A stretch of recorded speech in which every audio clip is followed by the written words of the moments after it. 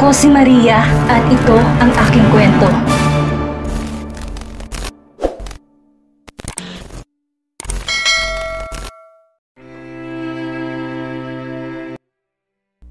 Natulala si Madeline nang marinig ang salitang papa mula sa dalagita patungkol sa kanyang ama.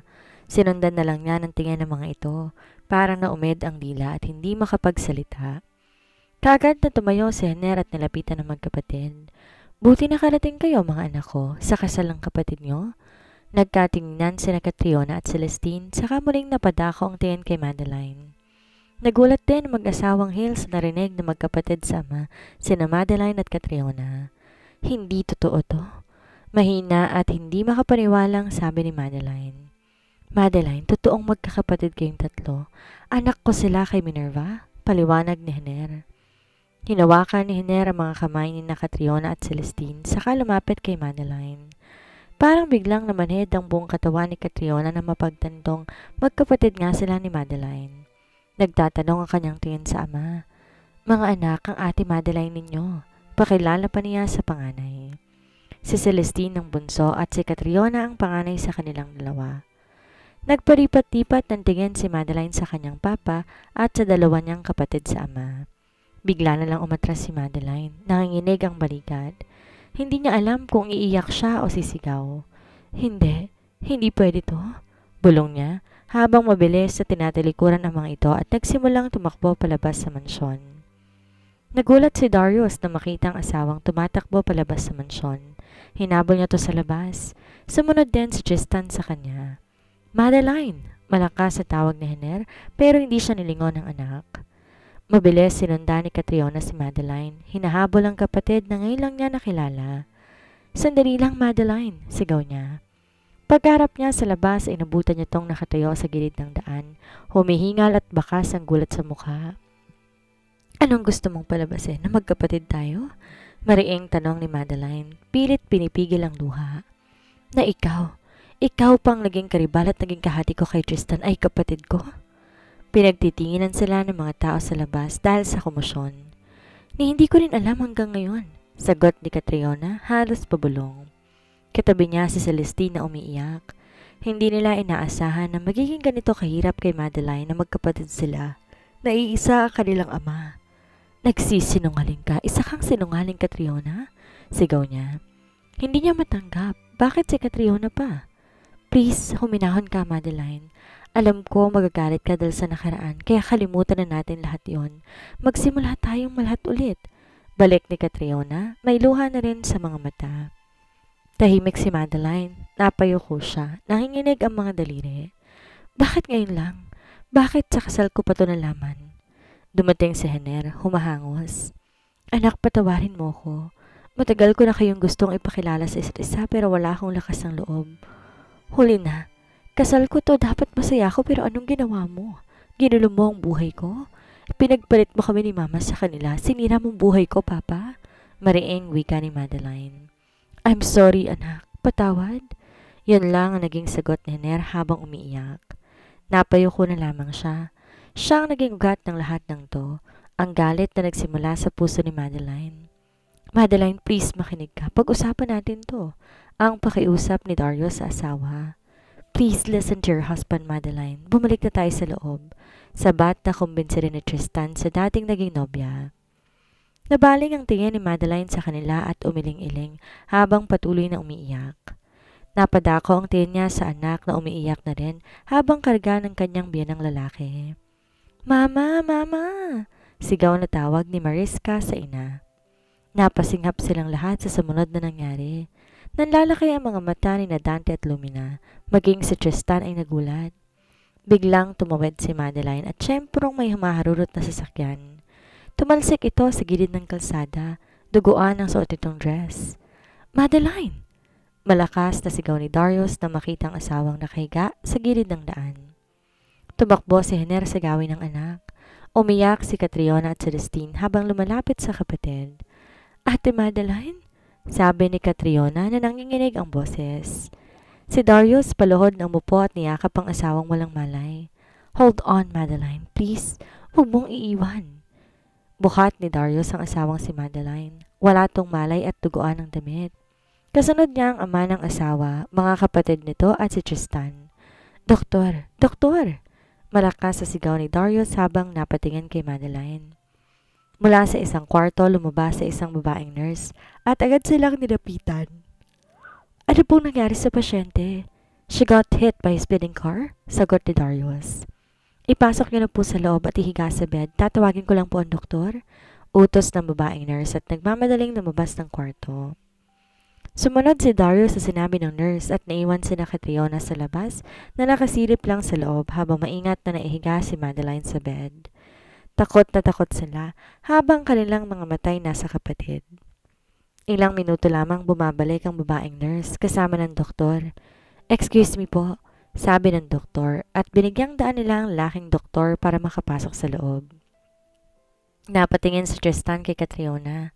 Banaag na banaag sa mukha nito ang pag-aalala at sobrang takot para sa kaligtasan ni Madeline. May tuyong luha sa mga mata. Yakap-yakap ni Celestine ang asawa.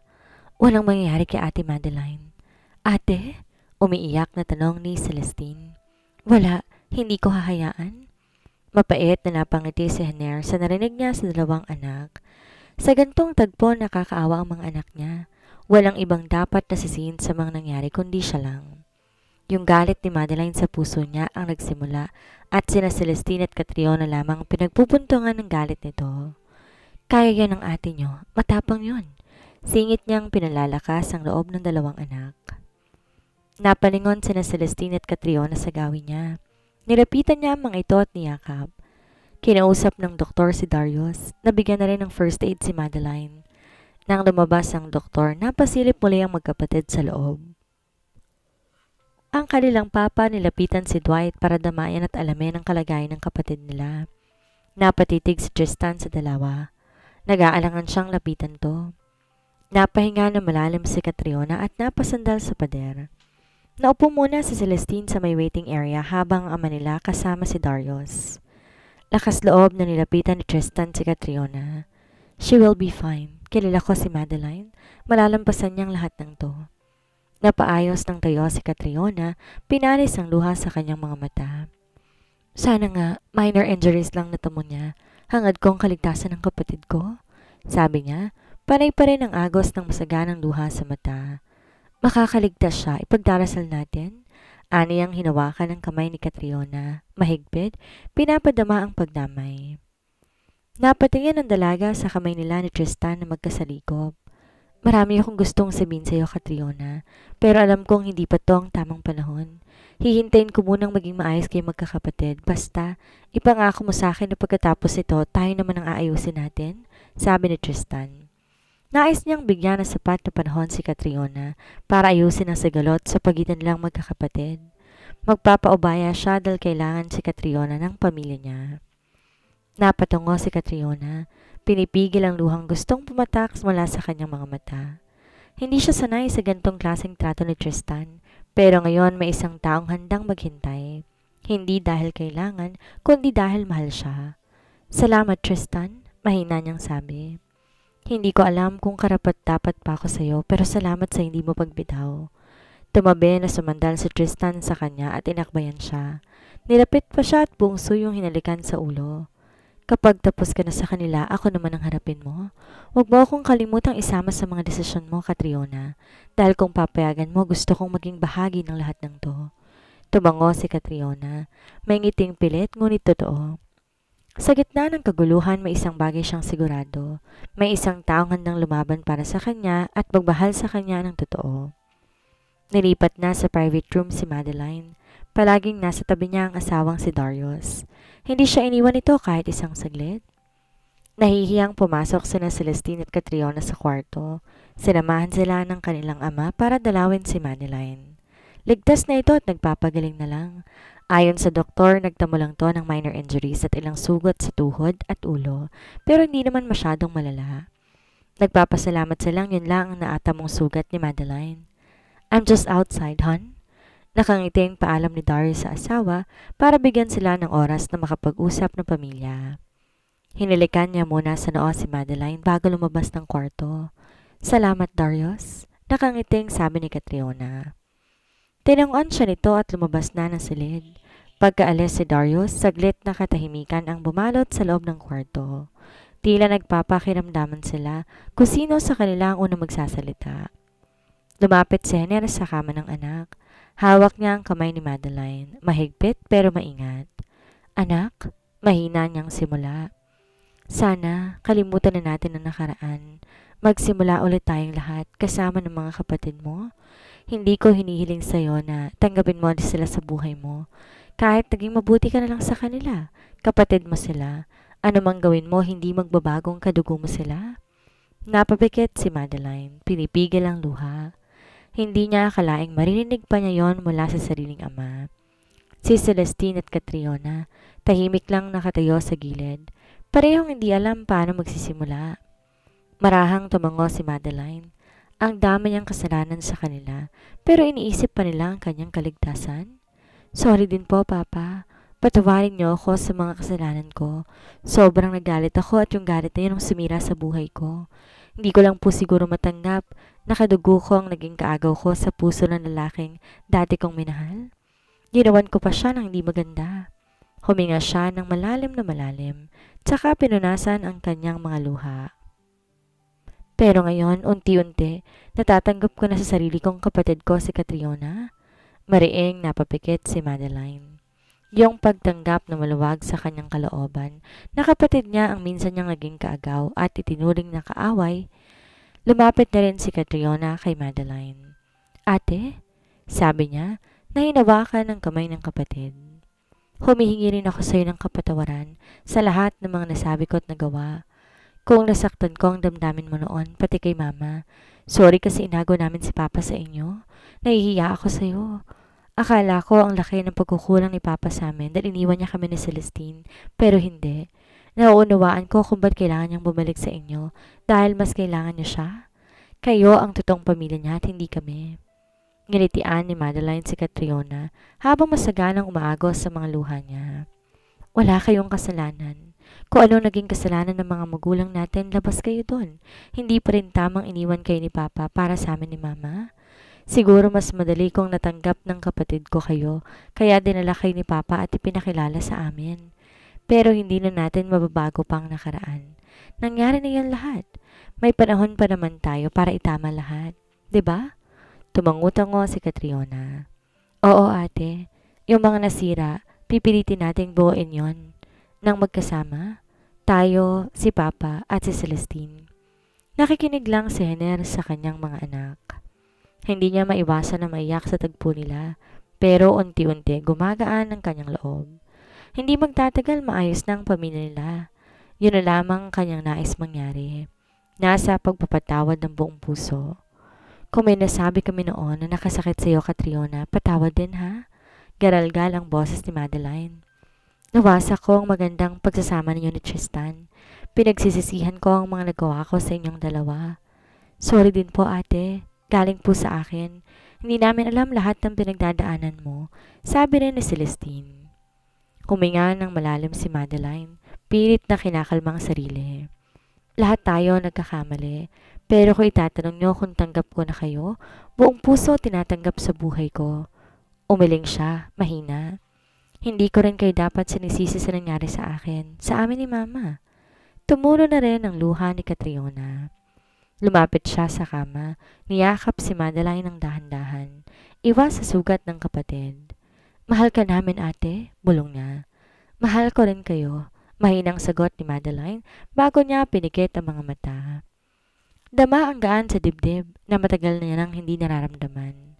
Tumutulo pa rin ang mga luha ni Henner sa mata habang nakangiti. Luha na to ng kaligayahan. Natutuwa siyang nagkaayos at nagkapatawaran na rin ang kanyang mga anak. Maswerte siya sa mga anak niya na hindi napakalaki ng kasalanan niya, nagawa pa rin siyang patawarin ito. Sana, tuloy-tuloy na rin ang paggaling ni Madeline at magkasama-sama silang buong pamilya. Papa, makiyakap ka na rin po dito. Matamis ang ngiti ni Madeline sa labi na aya sa ama. Natawa naman sina Celestine at Catriona. Pinalas ni Henner ang mga luha niya at kanyang niyakap ang tatlong anak. Mahal na mahal ko kayong tatlo ng mga anak ko, sambit din niya. Umuwi na muna sina Catriona at Celestine. Naiwan sa ospital ang papa nila at si Darius para magsalitang magbantay kay Madeline. Pagkapasok nila magkapatid sa loob ng bahay, sinalubong sila ni May, karga si baby Trevor. Malawak ang ngiting binigay ng anak ni Catriona sa kanya. "Namiss mo si Mama, Trevor?" tanong ni Catriona habang kinukuha ang anak mula kay May. Binigay naman ito sa kanya at pinanggigilan niya ang malalambot na pisngi ni Trevor. "Kamusta ang kapatid ninyo?" tanong ni May habang nakatingin sa kanila. "Ayos na po siya, Ate May," sagot na Celestine. "Salamat at ligtas siya. Kapag maayos ng pakiramdam niya, samahan niyo ako sa ospital para makilala ko naman siya." "Hayaan mo, Ate May. Papakilala ko rin si Trevor. May pamangkin na rin po kami para sa kanya." Nakangiting sagot ni Catriona. "Ay, siya nga ba? Marami na kayo ngayon. Dati kayo lang dalawa ni Celestine." Napatango sa Celestine habang nakangiti. "Oo nga po, ate. Nakakatuwa pong malaman na may pamangkin pa ako kay Ate Madeline. Timple lang po ako ng juice, may inom natin." Initian ni Catriona ang kapatid niya habang naglalakad to papuntang kusina. Napaupo si Catriona sa sofa, buhat pa rin si Trevor. "Pumunta po ba sa bahay dito si Tristan?" tanong niya. "Hindi baka busy sa negosyo niya," sagot ni May. Napaisip si Catriona. Hindi pa rin bumibisita si Tristan sa anak nila. Siguro nga abala to sa pamamalakad ng negosyo. Maya-maya, lumapit si Celestine, dala ang tray na may pitsyal ng juice at 3 baso. Binaba niya to sa mesa, nagsalin sa mga baso at iniabot sa kanila ni May. Lumipas ang 2 araw. Lalabas na ng ospital si Madeline, kasama sina Catriona at Celestine upang alalayan siya. Wala na ang benda sa tuhod ni Madeline, bagamat bakas pa rin ang mga pasa at sugat na naganap sa aksidente. Nagtataka si Catriona. 3 araw na hindi pa rin nagpapakita si Tristan sa kanya. "Ate, may sorpresa ako sa'yo," ani Catriona habang hawak ang kamay ng kapatid. "Talaga? Ano naman yun?" "Surprise nga hindi mo dapat malaman," sagot ni Catriona natatawa. "Sige na nga. Kung ano man yun, tiyak namang matutuwa ako sa surprise mo Ngumiti si Catriona. Matamis ang tingin sa kapatid. Daladala naman ni Darius sa mga gamit ni Madeline at ng papa nila. Sina Catriona at Celestine ang umaalalay kay Madeline palabas ng kwarto. Nagbago na ang pakikitungo ni Madeline sa kanila. Naging maamo at mabait na siya kina Catriona at Celestine.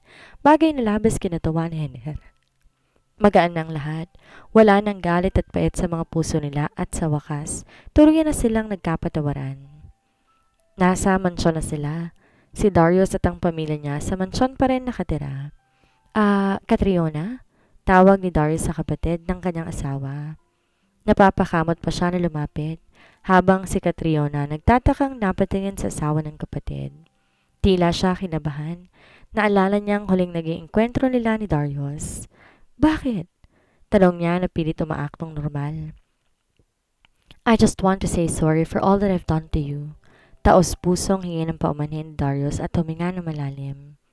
"Yung mga nagawa ko sa iyo noon at sa inyo ng kapatid ko, hindi ko na mababawi.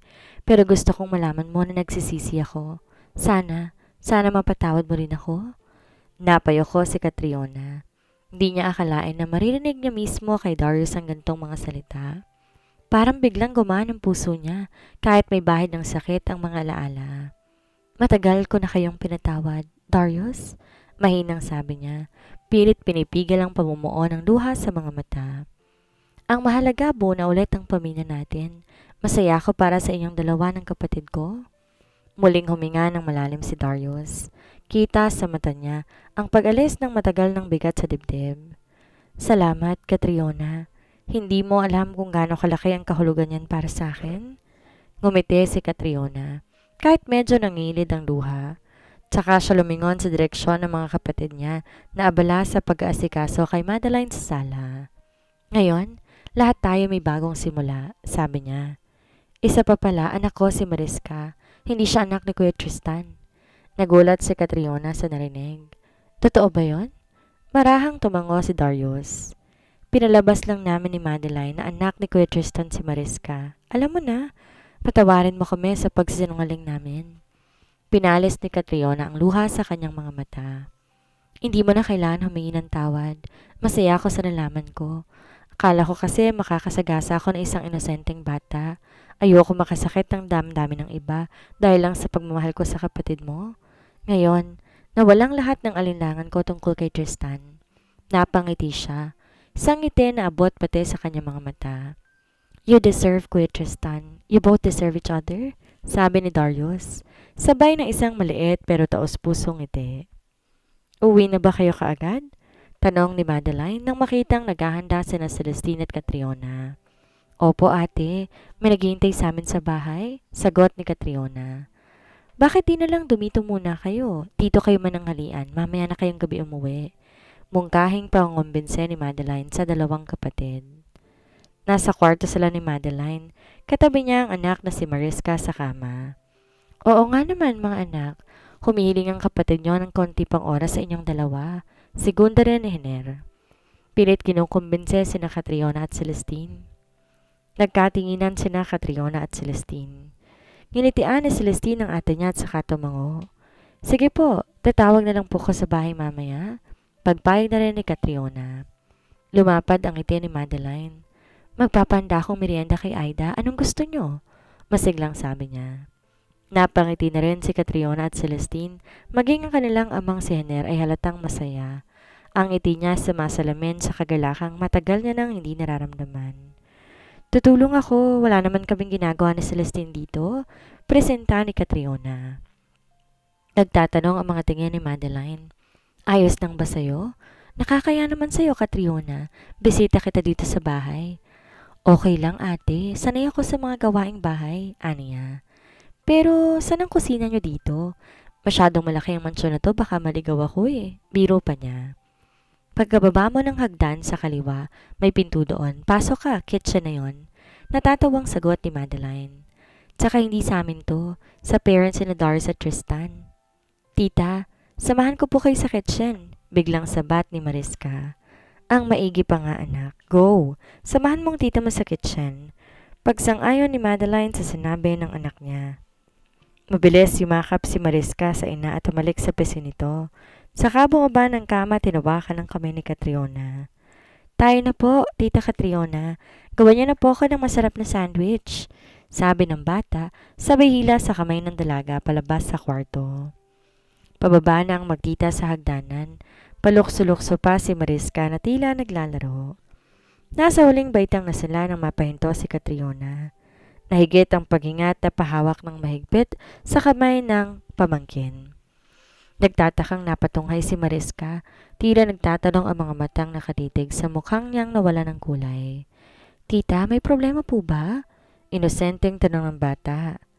Marahang tumango si Catriona pero di tumingin kay Mariska. Ba't po parang nanigas kayo sa kinatatayuan ninyo? Tinapunan niya ng tingin ng bata. Yumuko si Catriona. Mauna ka na sa kusina, Mariska. Susunod ako sa'yo. Pilit siyang umiti at ginulo pa ang buhok ng pamangkin. Kaagad bumitaw si Mariska sa kanya, nagtatakbo papunta sa kusina. Pero bago siya makalampas sa taong nakatayo, nilapitan muna niya ang kanyang lolo at lola. Humalik sa pisngi ng mga ito. Lolo, lola! Ngumiti si Mariska bago tinuloy ang pagtakbo papuntang kusina. Mariing napalanok si Catriona nang makaalis ang pamangkin niya. Catriona, iha, kamusta ka? Masiglang tanong ni Lumina. Okay lang ho, kayo po, kamusta rin? Balik tanong ni Catriona. Napangiting tumingin si Lumina sa asawa. We're fine. Sagot niya na muling tumingin sa dalaga. Okay na okay kami, maraming salamat sa pagtatanong. Pwede ka ba naming makausap sandali? Marahang tumango si Catriona. Parang naumid ang dila at hindi nakapagsalita. Have a seat, Catriona. Come here, iha, sabi ni Dante. Napilitang umiti si Catriona sa ama ni Tristan at napatungo. Mabilis umupo sa pang-isahang sofa habang mag-asawa magkatabing umupo sa mahabang sofa. How's your life now, Catriona? Tanong ni Lumina. Nakapag-transplant ng kapatid mo. Maayos naman pong buhay ko, namin ng kapatid ko. Napaopera ko na rin po siya. Maraming salamat po sa naging tulong ninyo, madam. Natahimik saglit si Lumina bago ngumiti ng maluwag sa dalaga. Wala yon, Catriona, kaswal niyang sabi. Pero may bigat siyang naramdaman sa dibdib. Pero malaking utang na loob ko po yun sa inyo. Kung di niyo po ako binigyan ng pera, baka wala na dito ang kapatid. I don't know what I can say, sabi ni Lumina. Tila biglang nag-iba ang pakiramdam. Mababayaran ko rin po kayo, madam. Maghahanap po ako ng trabaho. Unti-unti makakapagbigay ako sa inyo para mabuo ko ang 5 milyong binigay ninyo sa akin. Dire-diretsong saad ni Catriona. Wala ring kurap ang mga mata habang nagsasalita. Yun naman dapat eh. Ayaw niyang masabihan muli ng gold digger. Na pera lang habol niya kay Tristan. Kaya lang niya nagawa ang mga yun noon para iligtas si Celestine sa sakit nito.